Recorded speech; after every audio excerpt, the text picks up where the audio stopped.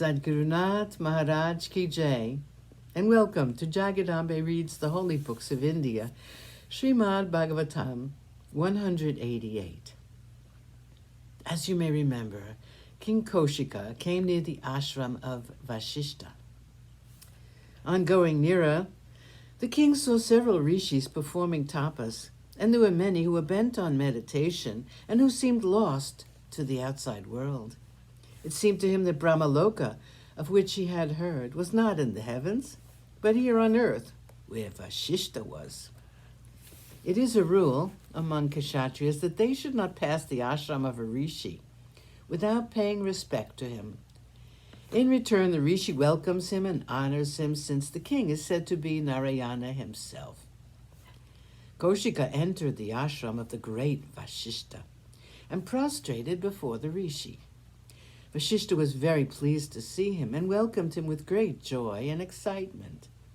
He sent for a seat noble enough to befit a king, and he made Kaushika sit on it. He then offered fruits and water. Kaushika received all this with humility, befitting a great king, and they spoke to each other about general things. Vashishta asked the conventional questions, which should be asked. He said, "I hope you are well. I'm sure your subjects are happy under your rule, which I'm sure is very righteous.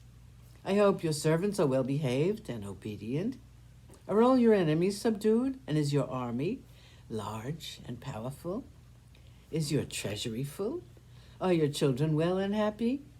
Kaushika answered all of them in the affirmative, and it was his turn to inquire about the well-being of the rishi and the inmates of his ashram, and if they were able to pursue their tapas without disturbance from wild animals and such. Each had great respect for the other, and they spent a long time talking to each other about many things. After a long time had passed, Vashishta said, "I want you to accept my hospitality. It is a rare honor that you have visited my ashram with your army. I want to entertain you. You're a righteous king and a good man. I am pleased to do so." Kaushika was greatly touched by the words of the rishi. He spoke humbly and said, "Your words full of affection have done more than a feast could do. You have already given me fruits and milk. The sight of you has made us pure for birth after birth. What need is there for you to entertain us? You are the person who should be honored as a god, and it is not right that you should say, 'I am to be honored.' I will soon be taking my leave of you and continue my journey." Kaushika felt that it would just embarrass the rishi to feed so many of them, and to save him from this, he rose up very tactfully, as if to go. Vashishta would have none of it.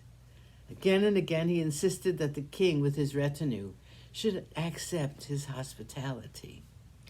Finally, Kaushika had to accede to his request and said, "So be it, my lord. You are so eager to play host to us, and I do not have the chance to escape from your goodness." They laughed together, and they walked out of the ashram. Vashishta called out, "Surabi, child, Shabale, come here at once." Kaushika was wondering whom he was calling, and even as he was thinking about it, a beautiful cow came and stood before Vashishta and said, "You called me, father?" Kaushika saw the cow was beautiful. She had a lovely shape, and her hide was mottled black and white. Her eyes were soft and gentle. Vashishta said, "Shabale, listen to my words. This is the king of this country, and his name is Kaushika. He has come with his army, and I wish to entertain him and his retinue. Prepare for them a feast with all the necessary things. Let there be nothing lacking, and I want them all to go back satisfied. Hurry and create everything."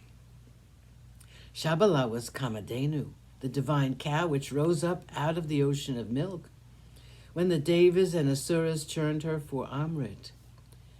She had been given to Vashishta.